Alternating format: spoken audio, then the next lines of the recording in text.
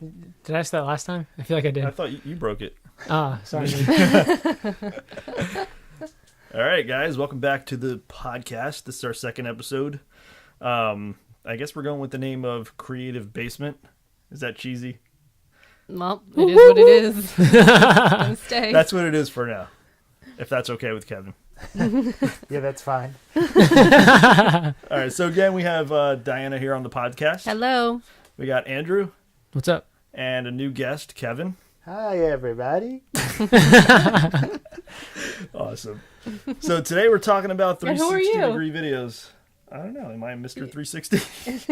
I'm Jeremy.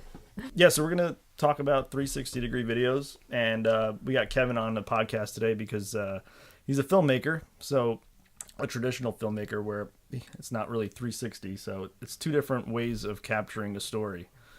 And each one has their own challenges. Yep. Cool. Sound good? Yeah, let's talk about it. Yeah.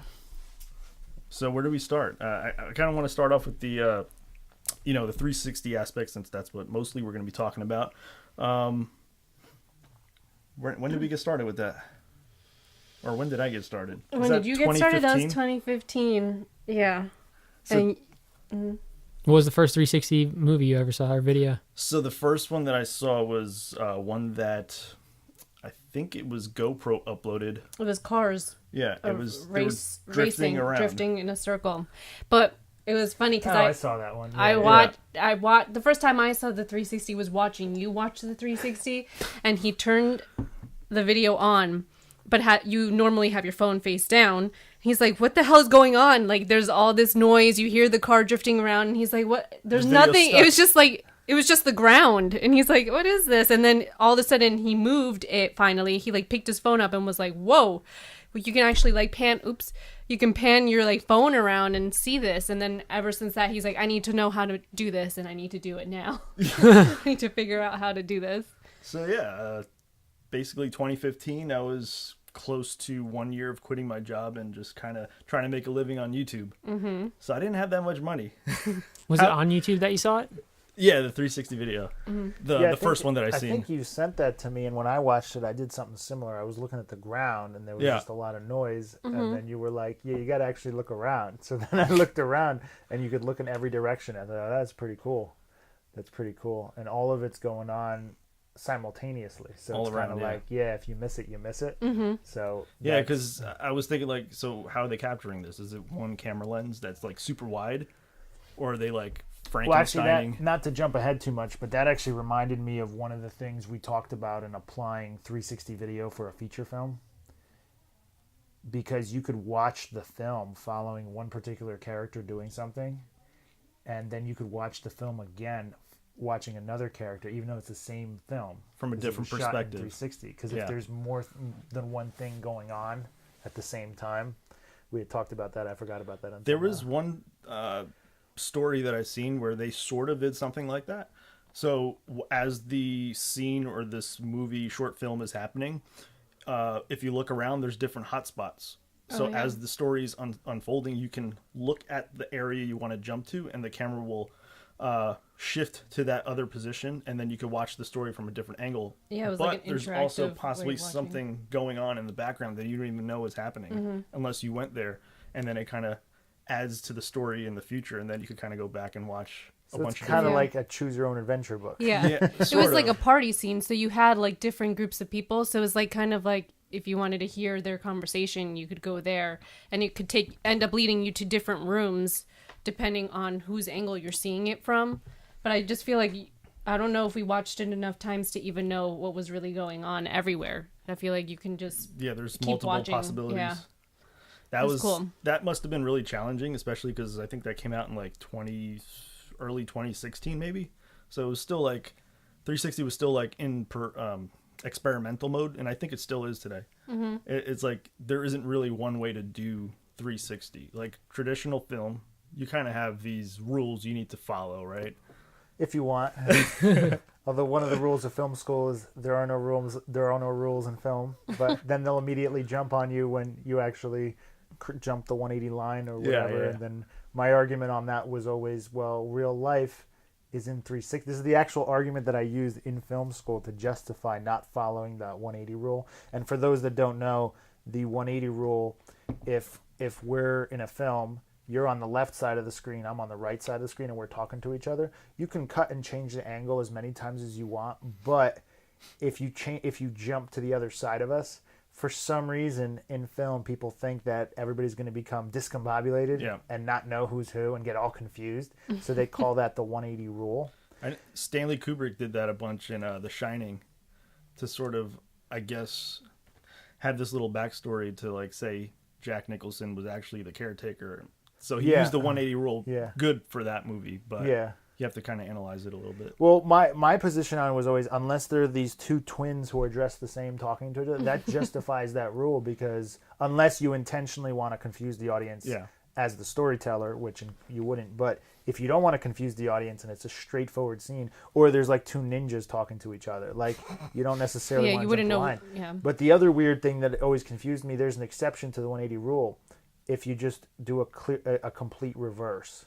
So if it's not offset, so if it's directly 180 degrees on the side, like a profile shot from the side, if you jump to the other side exactly, it's called a reverse shot, then you're allowed to cross the 180 line. I'm like, come on. Either you're going to make the rule or not make the rule. If you can break it that way, I'll break it any which way I want. Yeah. And then my argument was, of course, if you want viewers to be immersed and you respect your viewers' intelligence, they're not going to get confused.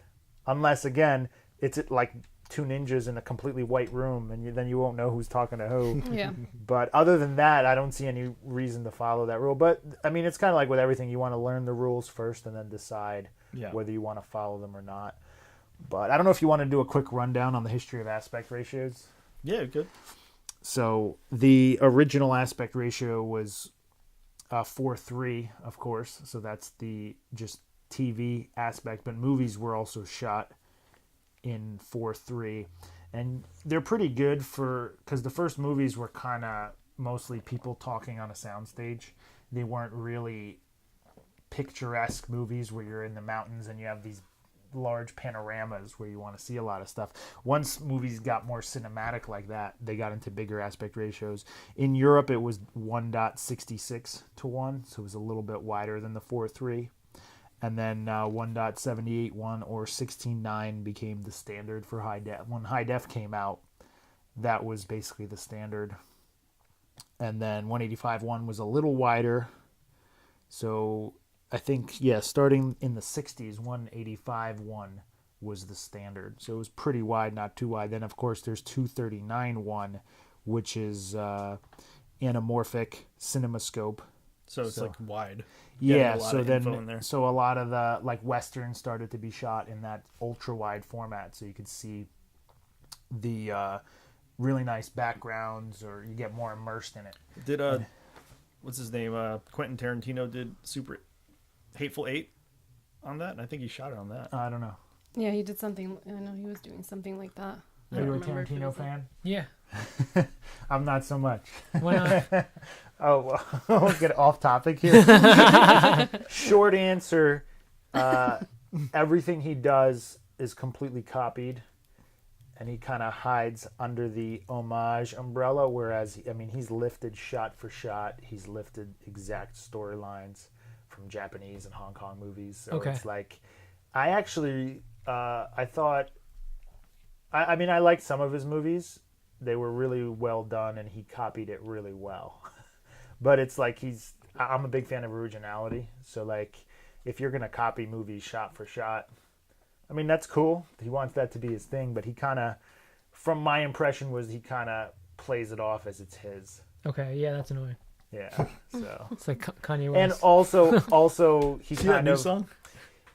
A lot of the reason Tarantino's stuff is good is because of the people around him. Just from all the technical aspects of filmmaking and the actors he works with. So he actually doesn't even really do that much. Okay. So that was the short answer to that. Okay. But I'm not sure, so I don't know. I didn't see Hateful Eight. Yeah, Diana just looked it up, and it was 2.76. Ultra Panavision 70. Yeah. Yeah. 2.75. Yeah. Was it? Oh, that's the next one up. No. There was 2.76. 239. No, 2.76 to 1. Oh, that's weird. Yeah. Ultra Panavision 70 is 275 one, but I guess close enough. And then one interesting thing I actually just found out right now is that Napoleon, shot in 1927, is 4-1. That's and crazy. what they did is they took three 1.33-1 projectors and had them side by side, and this was rarely used. They called it polyvision. I'm gonna have to check that out now. 91 years ago. Napoleon, That's old. 1927. We should do a vertical film like that. So going off that 4-to-1 aspect ratio, so typically for 360-degree videos, we're talking about a 2-to-1 aspect ratio. So, 2 across versus 1 across, down, up and down. So twice as wide than vertically. So then when you have that equirectangular projection in a VR headset, or whether on YouTube or Facebook, it gets wrapped around as a sphere. Sort of like our globe, right? So a globe is like the Earth. And then if you unwrap it and put it on a 2D plane, you have like an equirectangular projection. So that's sort of how to think about 360-degree videos. They're not actually That's pretty in a interesting. sphere. Yeah. So just going back to what we were talking about earlier with the drifting cars going around. Yeah. Like when I saw that, I don't know, it just interested me so much because it was one of the first ones I've seen. I didn't see anybody else doing it, so I thought it'd be cool to kind of learn about it and what was required to create that. And come to find out, you need 6 GoPros, an expensive piece of plastic to put those GoPros into, and more expensive software. Mm-hmm. And that's what I was trying to get at the point where I wasn't really working, so it was kind of hard to pay for it all. But with time, like in the beginning, I was just borrowing my friends' cameras. Yeah. Like I think I borrowed yours a bunch of times with the little butterfly stickers on it. Yeah. You were using different GoPros, so it was like Yeah. Hero 3s, 4s, 4 Plus, and it was horrible trying to stitch that. Yeah, it was pretty bad, and it was funny It was because not good. with time I That figured it out, and then I just felt confident enough and just invested in it, and from there on it was just always a learning process. And even today, like I said, it's still in experimental mode. You could kind of do whatever you want and try it out and see how the audience reacts. Traditional film has like 130 years on top of like virtual reality. The way things are shot, you know what I mean? People experimented with that for many years. 360 is kind of like 2015, I think, became the starting year. So we're only 3 years into it. And I still feel like there's still like so many people that don't even know about it yet. Yeah. I just showed someone one of our videos, and they did the same thing as when you were watching the car racing. They was just looking at our feet, and I said, no, you got to move it around. And then they were like so amazed, and I was like, oh, I keep forgetting to tell people that too, because it's been like so long, I feel like. But yeah, I just feel like there's still some people that have not come across it. Yeah, you're giving, with traditional film, you're telling the story how you want it to be read or watched. In 360, you kind of need to shoot it in a way where the audience knows where to look. So it's always a challenge to figure out, where do we put the most interesting thing? Like, how do we position the camera? Do we use audio cues so they know to like turn their head to the right? Yeah. Or just random person walking by, so you follow them, and then that's where the story continues. So like film, it's like, this is the shot. This is where you watch. This is what we want you to see. Yeah. Like, I think another important thing to note is, as a filmmaker, you're always manipulating your viewer completely. Okay. Whereas with 360 video, they have more freedom, which kind of almost goes against traditional That's what I was film. wanting to get at too, is like, are we giving people too much freedom and then they get overwhelmed and then they're just like, I don't know where to look. I think I just missed that, or I was supposed to look there and I didn't see it. Right? Yeah, I think Something watching one of your horror 360s, like one of the first ones I watched, I was just looking the wrong place the whole time. Well, And I was wondering what was going on. I had to watch it again, and I looked in the right place and saw stuff going on. I said, oh, that's pretty cool. But I didn't see that the first time I was looking at when nothing was going on. Exactly. And we tried, even for the first one, we were trying with the audio, just even with the chips. Oh my God, the damn chips that everyone like comments There's about. a lot of British people that watch that. Yeah, they're just so mad that we dropped the chips on the ground, but that was to get your attention to like look that way because something was about to happen. I don't But- just go back to what I just said with the British, because a lot of people write and they're like, she dropped the crisps. Oh yeah. I'm like, what are the crisps? They're just chips. We know they're Parmesan chips. They're not crisps. crisps. Yeah, but everyone. Yeah, so we tried commented to on that. with our first one, like that was our actual, like prior to that I did just set up the tripod in New York City. It was like and landscape look around. type of stuff, yeah. There was nothing. You just looked around, Like looked wherever you travel. wanted. So then with this one, we kind of try to figure out a story where we have the audience look straight. Oh, somebody comes through the door. Oh, obviously you'd follow that person or whatever. Yeah. So it's a static shot for like 4 or 5 minutes and 3 minutes. And we hadn't thought of cuts yet. No, yeah. So that was we just did that like each take as it happened. Yeah. Yeah, it was Like- a 3-minute take, no cuts, no editing involved, just pure acting, I guess, as if you were on like a stage. Not You can great call it acting, but well, I got the so I uploaded that October 15th, 2015. That was our first like official story in 360-degree videos as a 360 video. So that was for Halloween, and up until this point now, it has 6.5 million views. Pretty cool. And that was like our most basic video. The least amount The of one like, I like you thought. least expected to go. Yeah. Yeah, Yeah. that's funny. 17,000 likes. It's cool.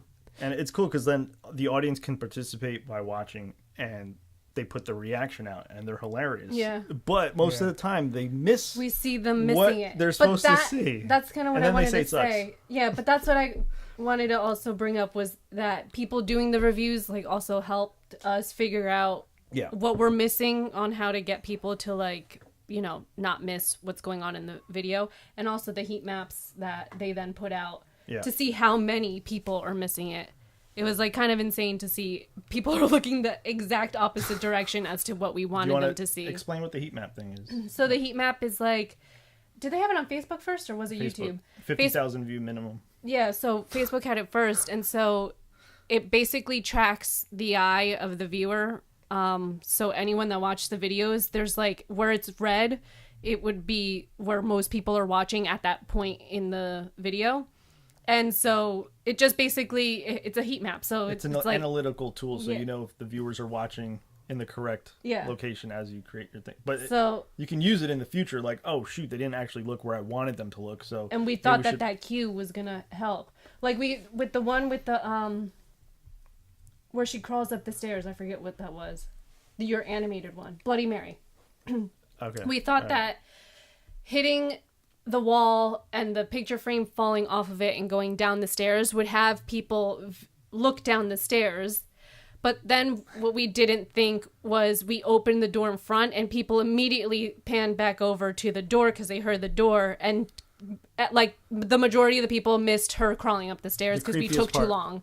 Yeah, it was like the creepiest part, but we took too long to have her crawl up and we distracted them by opening the door. But when you're creating it and you're constantly watching it back and forth, you know where to look, so you think that okay, maybe people will get it, and we're doing the cues with the audio, but it still didn't work.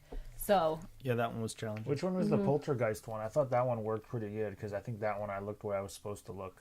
Poltergeist. Which one was that? Or Ring. The Ring. Oh, the Ring. Yeah. Yeah, the Ring. Yeah, that one was much more simpler.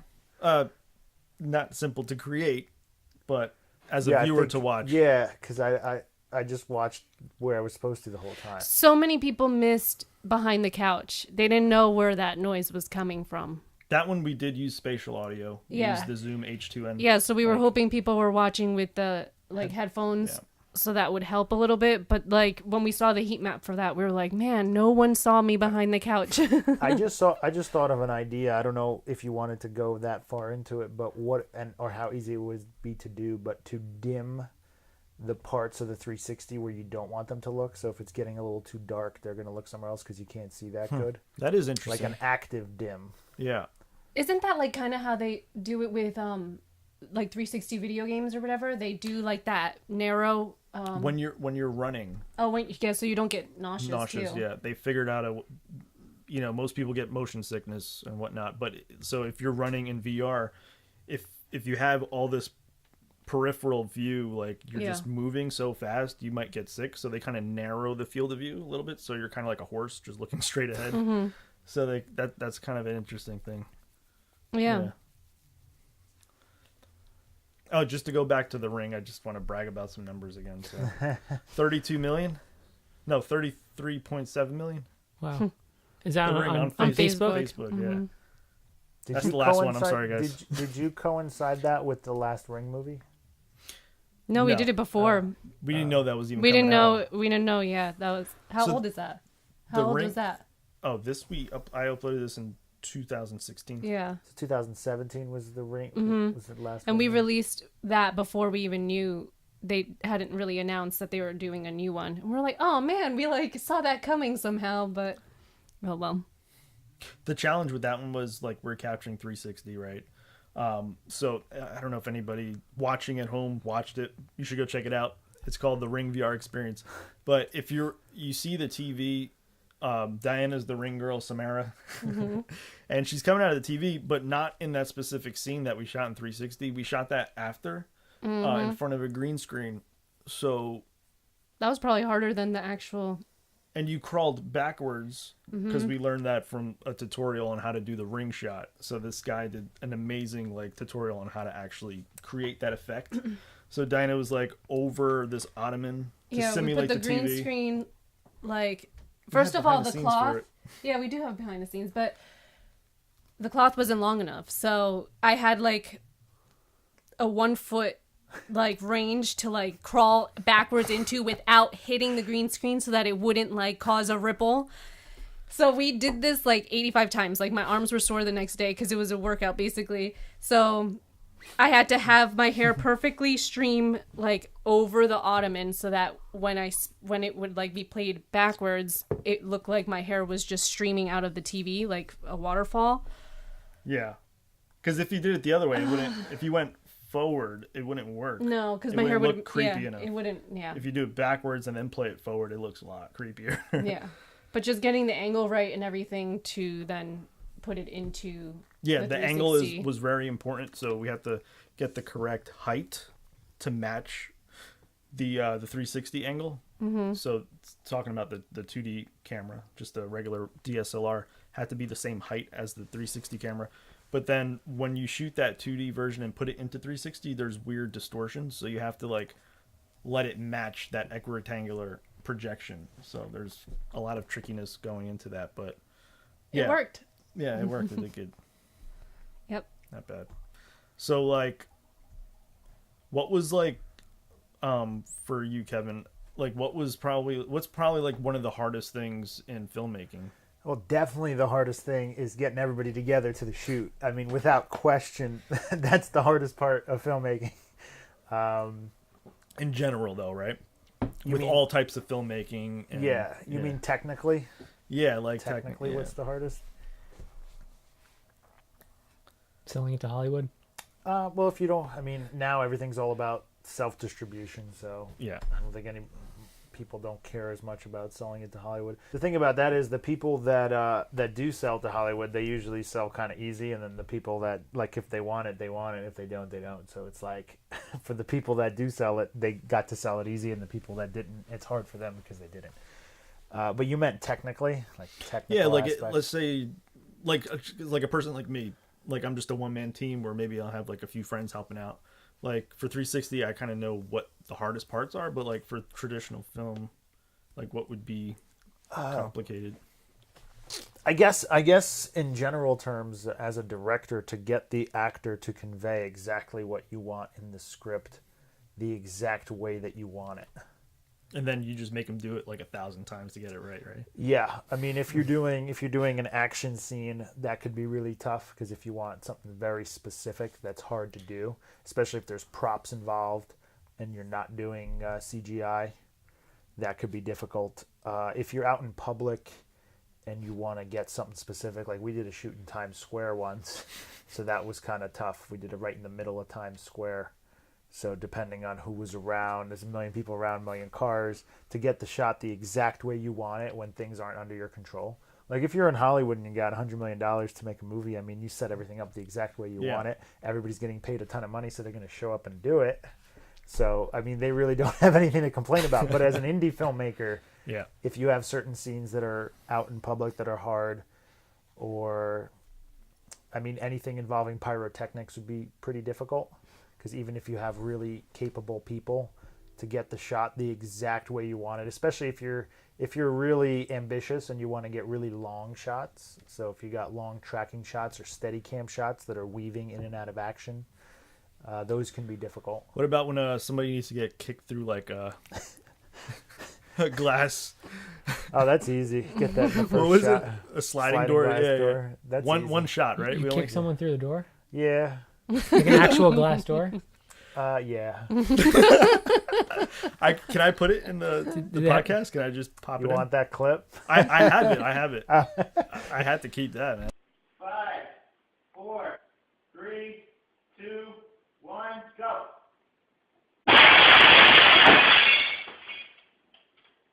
Did you have to go to the hospital or someone? No, everybody's fine. Was there blood involved? Not in that particular shot. Other ones. Yeah, other shot. Yeah, if you're doing action is always tough, but for in a traditional sense, if you're just talking people, actors in a room, to really put the director's vision to life, like the actors really got to be on the same page. So that can be kind of tough, especially if it's like a really emotional performance. So they could have done an excellent job, but it might not be exactly what the director wanted. So then they got to do it in a different way. Yeah. So, I mean, everything's kind of tough. Yeah, I know. Everything has its challenges. Sometimes they just creep up. You don't even If you're realize doing it's going to happen. if you're doing low budget, I mean, audio is actually a pretty big thing. That's kind of tough to get really good audio. And when you're first getting into filmmaking, audio is like the last thing on your mind. I never cared about audio. It's like, and now we're doing a podcast. Well, the more you shoot, like if you're just starting out, the more you shoot to realize how much more It's important. important, And in yeah. film school, they always told us the number one sign of an amateurish film is bad sound. So like they're like even if your video is not quite that good, if your sound is amazing, like that draws people in. Because the other thing that you don't realize as a human being when you're walking around and living your life, like sound plays more of a role than you think it does. You don't pay attention to it because it's not like visually you see and process everything. Sound is almost subconsciously processed a lot more, so you don't pay attention to it as much. But if it wasn't there, you notice it a lot. So getting really good sound is pretty tough. And just a quick tip for any filmmakers out there, the quality of the equipment is not as important as how close it is to the source you're trying to record. So using a crappier mic closer to the actor would be better than using a really high quality mic that's kind of far away. So that's pretty big. And also just wrangling it all. If you're cable wrangling, like if you have a whole bunch of different actors, and I mean, the film school motto is we'll fix it in post, because everything always goes wrong when you do your shoot, and then you just try to edit it and fix it how you can. So ADR is another big thing. If the audio is messing up while you're shooting, we'll fix it in post. ADR, just do ADR. Then when it comes around to it, like it's kind of hard to get ADR done. Not impossible. Like on like the last feature we worked on that I did, there was only like 2 or 3 scenes that needed ADR. I think I did them all in one day, so it wasn't too bad because we really tried to get audio at the scene, which I think is always better too, because then you get certain background noise you might not even know you needed. So the audience gets drawn in a little bit more. But so yeah, everything's hard. I don't know if I really answered your question. Yeah, that's interesting. Going back Audio on, is like, pretty tough, and just getting actors to do exactly what you want when you want it is pretty tough. And then also, I mean, I guess if you're talking in editing too, it's really tough when you think you got what you wanted but you didn't, and then you don't have it, so then you have to go do reshoots. That's pretty tough.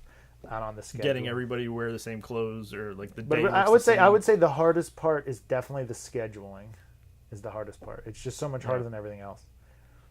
No, so same thing goes for VR. Like audio plays probably like a major role, and just going for spatial audio, which I still yet to really play with that professionally. Yeah. With that Ambio mic. Oh yeah. So that's still on my list Yep. somewhere to figure out how to use that Ambio spatial audio mic. So does that just record in every direction?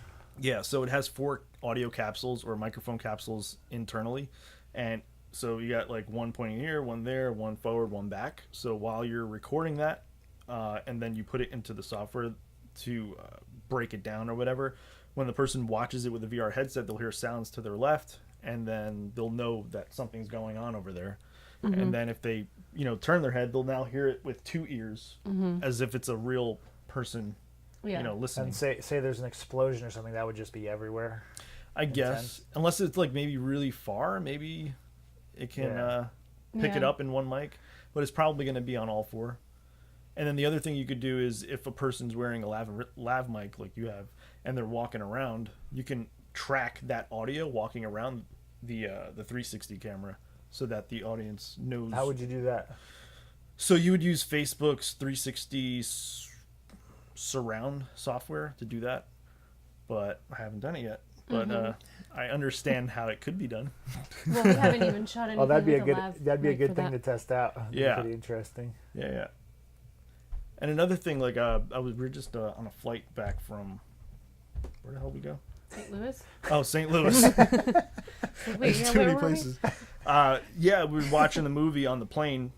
I never really watch movies with headphones on, so I noticed like when I was watching it, there was like, let's say, a car in the background driving by. You'll hear the audio from the left ear going to the right. If Yeah, it was, panning. yeah, I never really like paid attention to that No. because I usually watch movies on a TV. You know. Yeah. If you Unless edit with it's- Premiere, there's actually there's options to do that.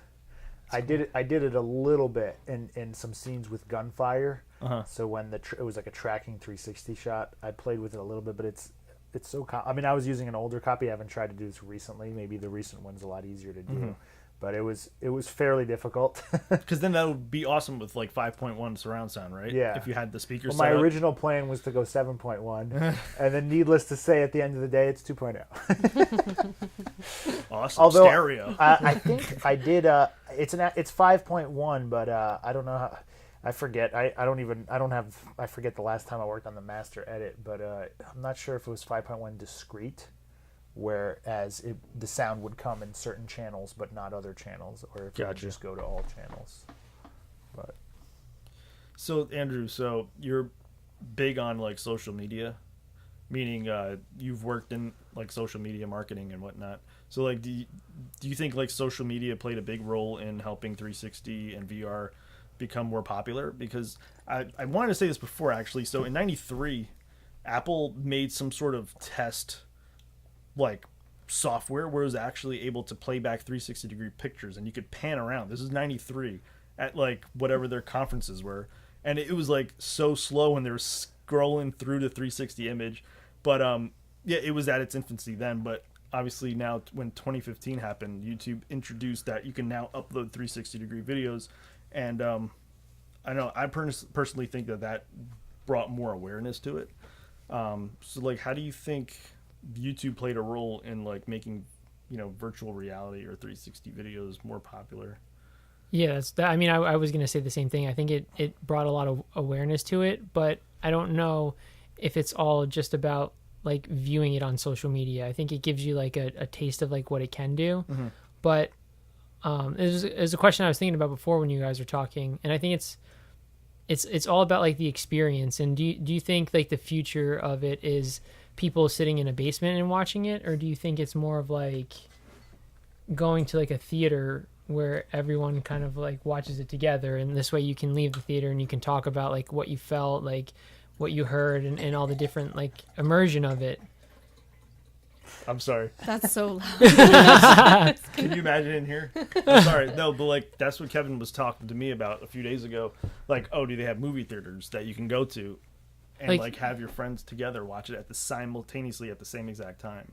that'd be pretty cool because Did then you you look could it up? look. You can look in different. No, he knew. I wonder. What was the one theater? You said there was one theater that was sort of like that. I thought they were trying to create one in L.A., California somewhere, and they might have, Oh, was it Santa Monica? I think I did read that article. but They I were don't think it trying to exists anymore. It was an IMAX theater. I think it got closed. I think just that Alright. VR thing. Okay.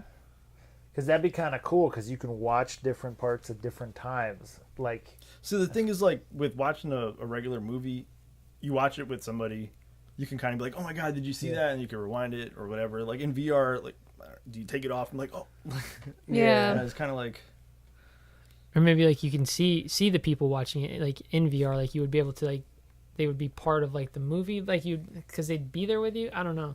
I think that's like the hardest thing is just like the experience part of it, because the only time like I know like when it started coming out and like people could like pan on their phones and stuff. I know people are like, oh, like this is cool.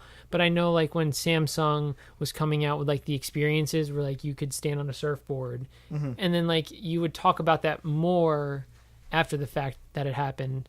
Gotcha. So I think like that's what I'm curious about is like when are they gonna like what is gonna be the experience that people receive that's gonna have them like talk about it more than just like, oh, it's cool. Yeah. Like they'll go in detail about like everything, and that's just I don't know if it is in a theater or if it's just when people get You know, like I just thought of this. Some of those hardcore gamers used to get like really big computer screens, and they would put like a ton of them all around. So they would like put like 8 of them around, and they would stack them in rows and then all around. So it's like it wasn't 360, but it was like 180.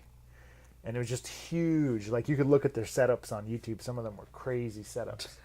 And this was years ago too. Yeah, They were this doing was while a back. long time ago. Yeah. So like I think the option existed because to do 360 because not real. I mean because the video game is rendered in like you could look anywhere. And so the It's just the environment camera is 2D. right. 2D when so you play. so if you put enough screens together, maybe you could do a 360. That'd be interesting to see if anybody's ever done that. You'd have to have a lot of money for that many screens, but So it all comes down to field of view in the video game. If the field of view, if they allow you in the video game to expand the field of view, then maybe you could. because let's say you're facing one direction, the environment is fully rendered anyway because the level is loaded. Yeah. So you're facing this way. If you just turn without using the controls, if you turn your own head to look behind you, you'd see the rendered environment behind you. So if like you're in a shooter, someone's coming up from behind you, you could hear them. You could turn your head and look while keeping like the gun or whatever in front of you. So that'd be a pretty interesting experience Yeah. that way, which you can't really do in VR, right? Because you have to turn to see in the headset. You have to turn your head Yeah. or your body, Yeah. or with a controller, you could kind of turn your body around.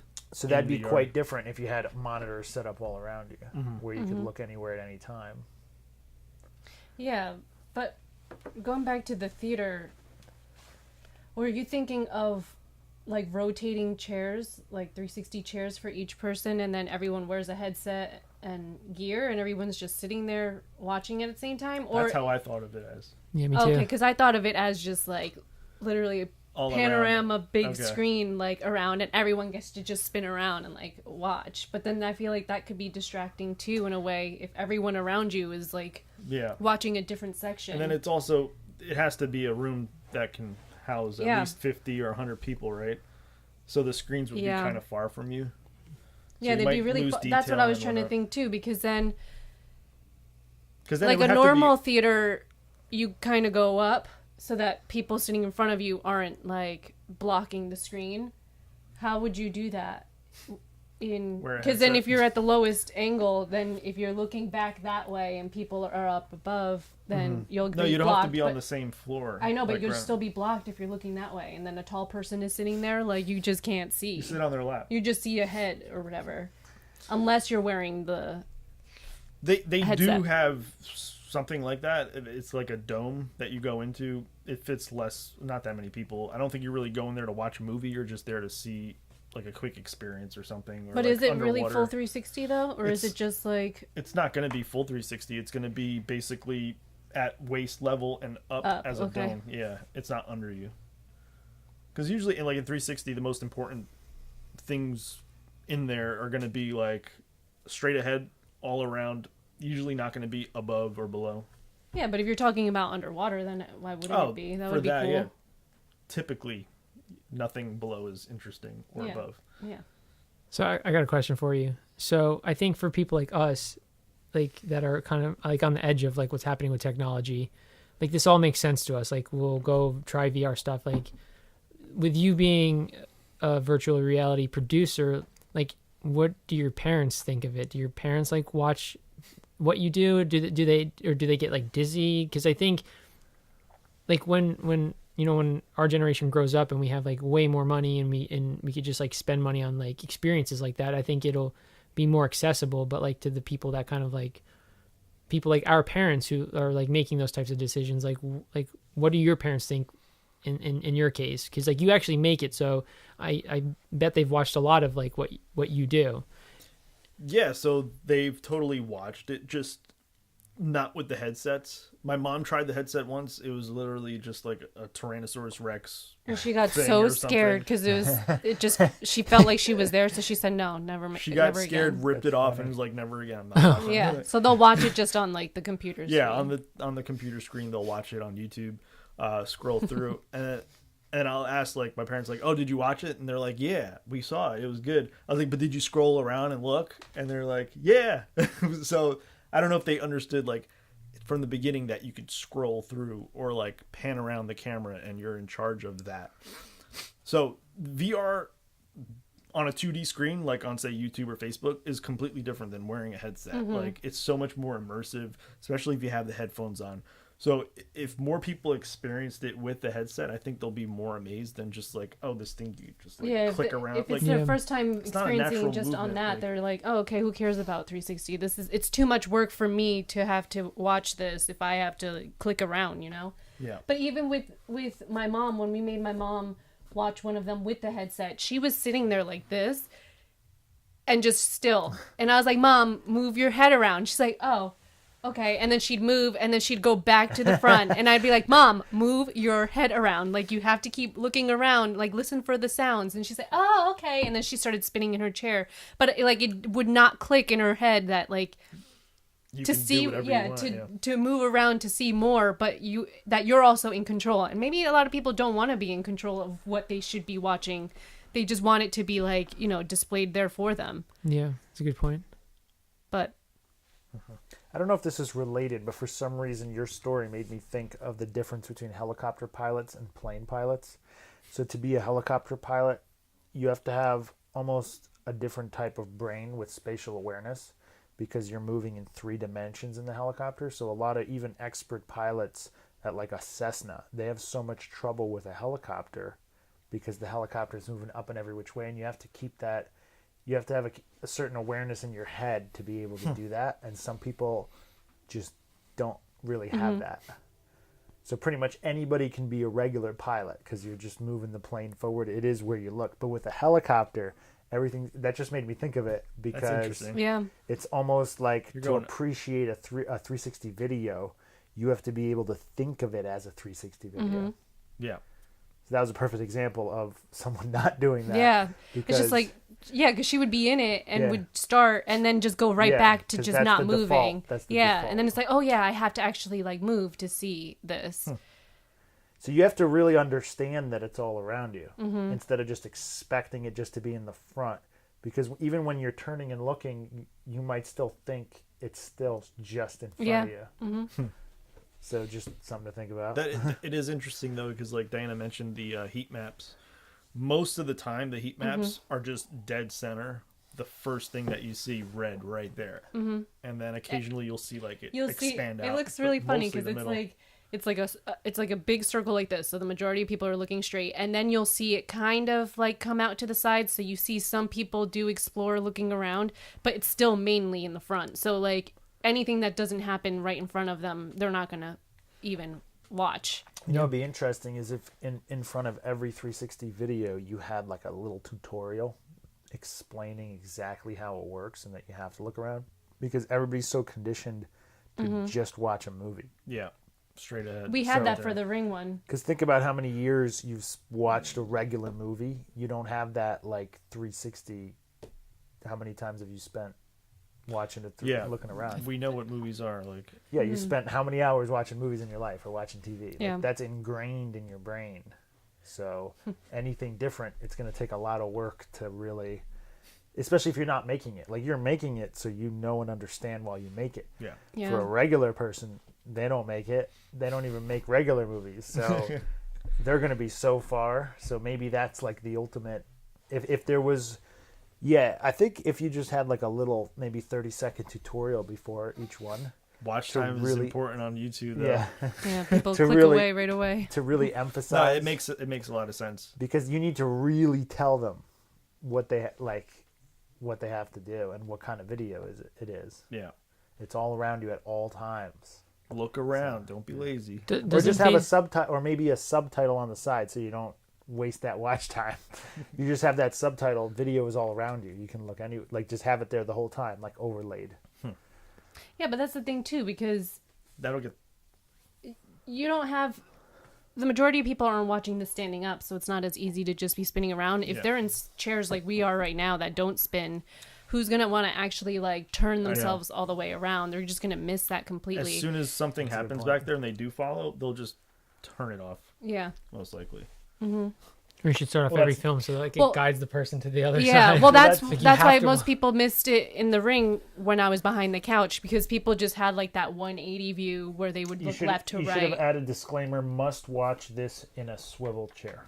Yeah, right. Like required, swivel chair required. I know. Yeah, that should have way. had that. There's some VR apps for like say HTC Vive, where in the beginning it'll say like you have to be sitting in a chair with a slight angle back. Yeah, and Like, it'll it have specifically line you up. it has like a box, and you have to get lined up with the box in order for you to have like the best viewing. Or possible. even you could do it like a video game tutorial almost, where you're in the swivel chair and just for like a couple seconds, you just like spin around to see the environment. This is this is that. Like a So little then- intro Yeah. guide or just something. like 5 seconds. That way they practice spinning around Yeah. and they know how to do it. It'd be good to get feedback though. It's like, Yeah. oh, find the dot. Oh, you found the dot, and then it can Something like On YouTube, follow you can't the do dot. that. Yeah, follow the dot all around you just to know how it works, like a little 5-second thing. Yeah. So it's like those super complicated computer games where you have like that tutorial mode first before you play the level. Yeah. Most VR games are like that though. They have a quick little tutorial that you should do because you don't really know No, you get how lost. to do anything. But yeah, most games do have that now. So back to the challenges, then basically for 360 and for regular video, audio is one of the challenges.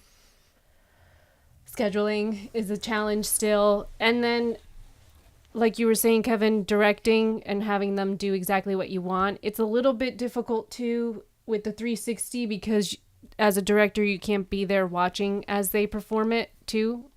You gotta hide. You have to hide or plan to be masked out somehow. We've done that a few times. Yeah. Fun Order time. for you to watch what's going on.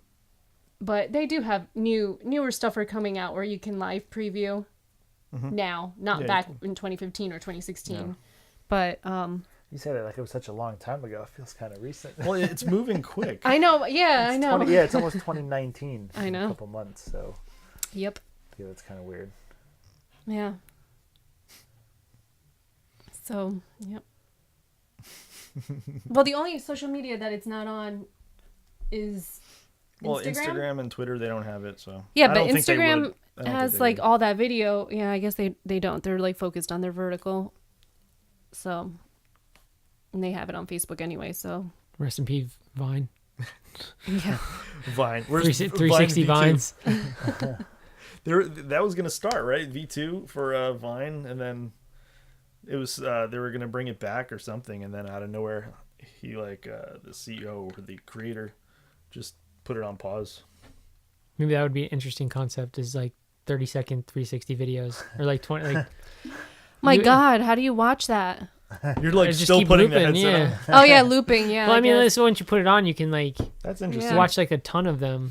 Because I Yeah. think, I mean, I remember like when Vine first came out. That's like really what got me interested in like a lot of video stuff. Is like you could just watch so many different ones and get so many different ideas. Yeah. Well, who knew that in 7 seconds you could tell a whole story like that? Yeah. Yeah, we were talking about that in the last podcast, but they were the funniest.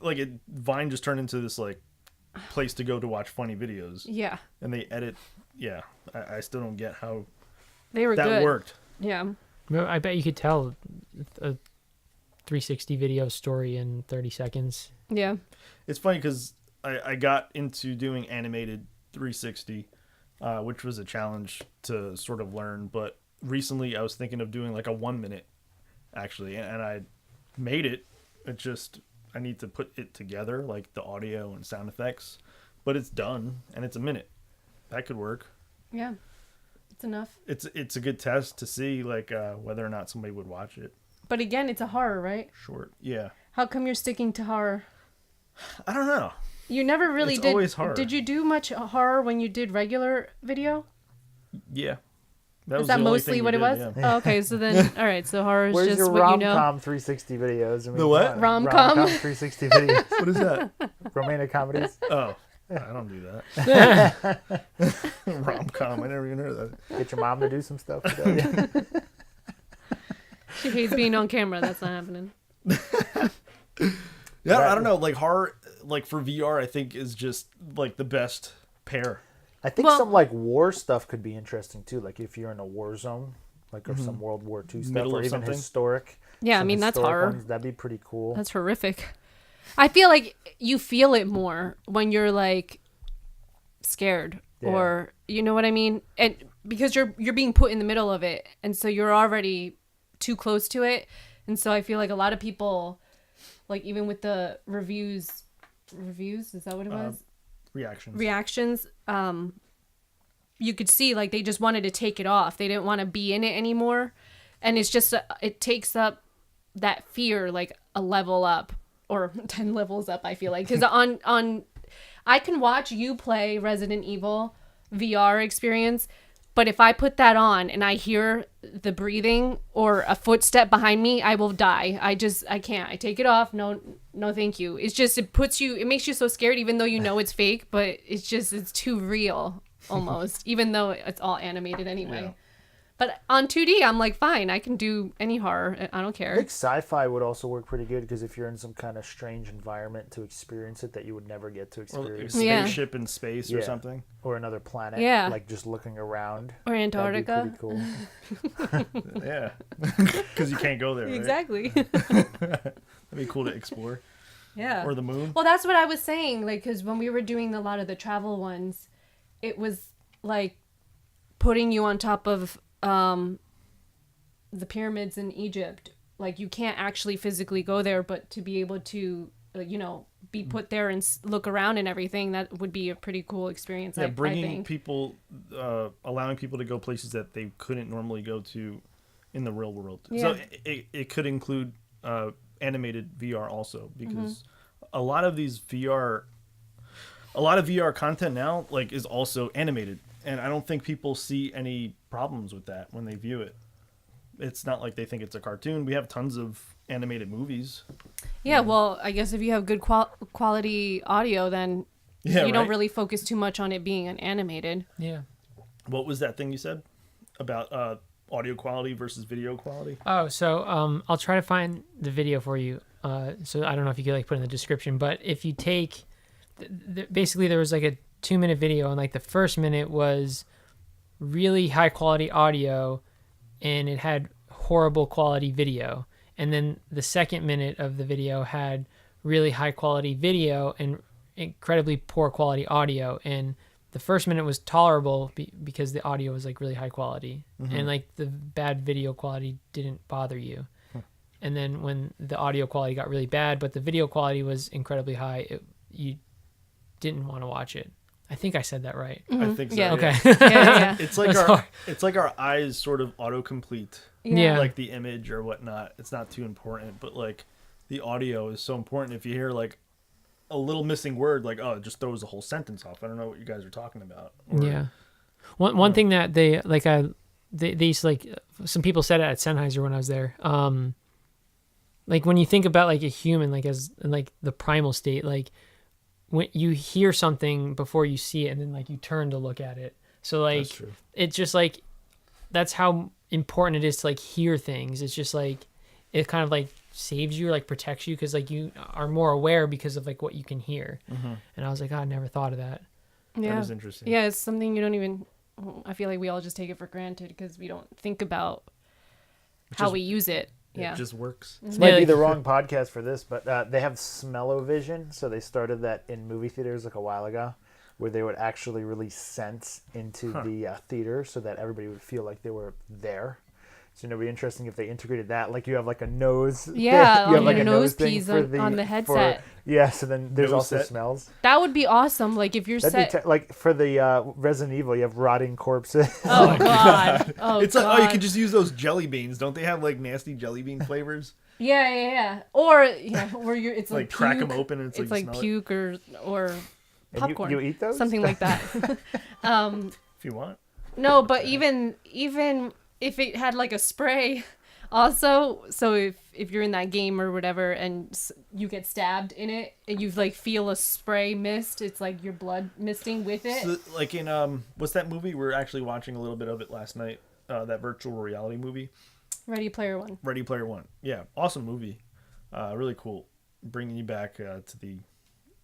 It's a Spielberg movie, right? So it's kind of like nostalgic type. It's a fun movie, but the main actor or even all the actors in the movie, they would wear these bodysuits. Yeah. So if in VR you got punched in the gut, the bodysuit would like tighten up. Yeah, I actually saw something cool. like that like years ago. They were saying that was the future.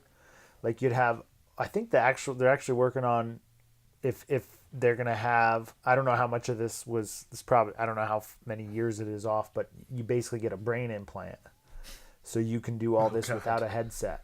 Oh, the Neuralink, right? Yeah, you know about this? Yeah. Oh, is it the Elon Musk thing? I'm not sure, but the first videos of it were like years ago. They started talking about it.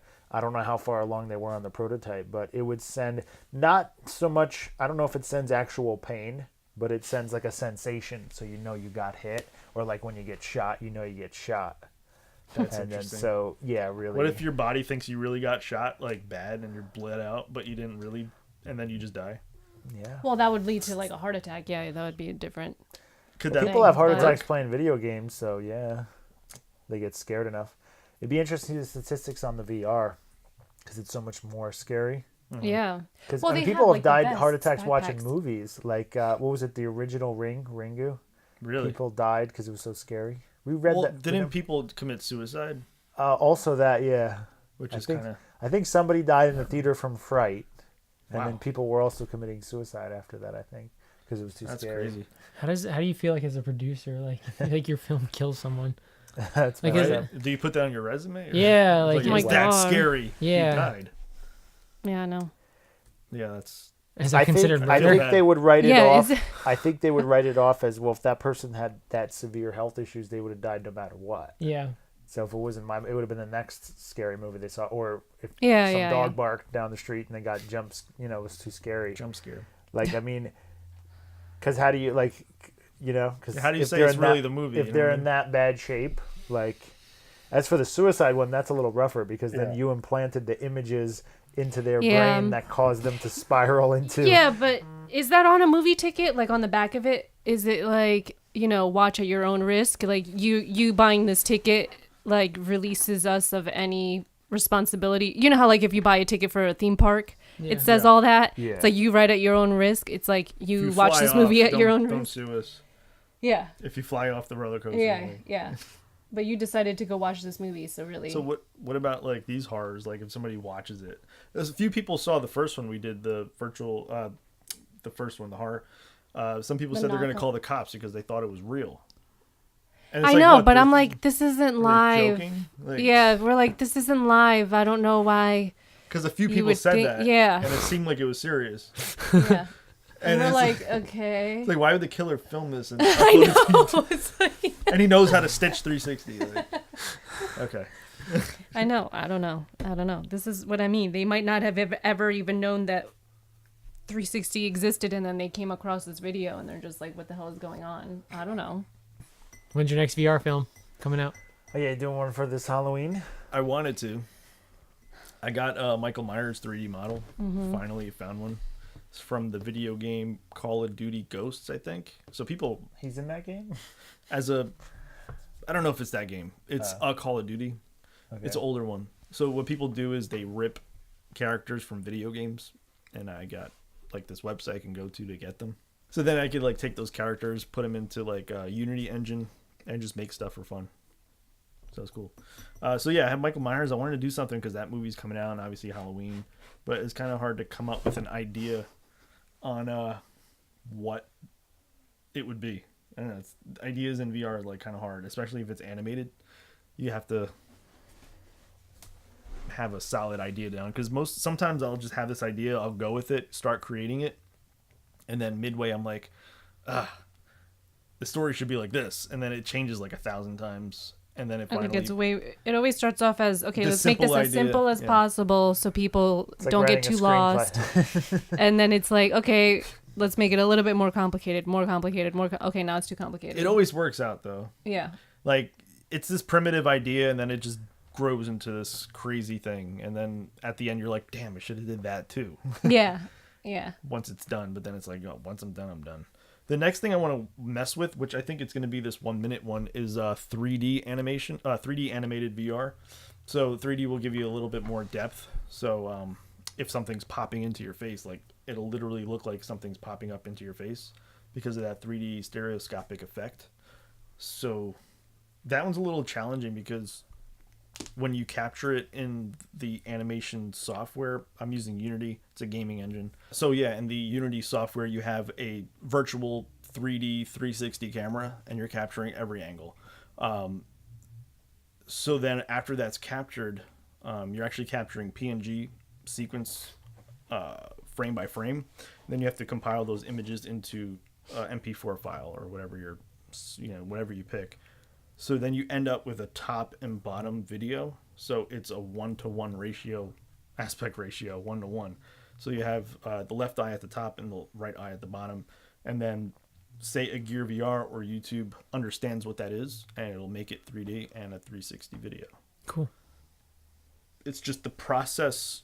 So what I want to do is 4096 across, 4096 up and down. So H.264 codec can't handle that. I think the highest you can go is 4096 by 2160 in H.264, but this file is 4096 by 4096. So I have to find a different codec that allows me to, do that. What does H.265 do? I haven't tried that yet. Maybe try that. Another like ProRes MOV file. That might be good. Gotta mess with it. Yeah, so I think we covered a lot on 360 VR, traditional film. Talked about aspect ratios, different ways of. We gotta check that Napoleon movie out. Let's check that out. You think that's under Creative Commons now? You could just download it, or 1920 something? Yeah, maybe. Cool. So we'll have to check that out. Yeah. Hopefully you guys are enjoying the Creative Basement, our second episode on this podcast. Like I said in the last one, hopefully we get better a little bit. I think it's fine though, right? Yeah, I think it's okay. We just haven't had any audience reactions yet because we haven't uploaded the first episode yet. We're still trying to figure that whole thing out. But yeah, thanks for stopping by, Kevin, Andrew, Diana. Yep. Thank you. Thanks for having us. Yep. All right, I'll check you guys out on the next one. Bye. Bye. I want to see this. Cool. Here's a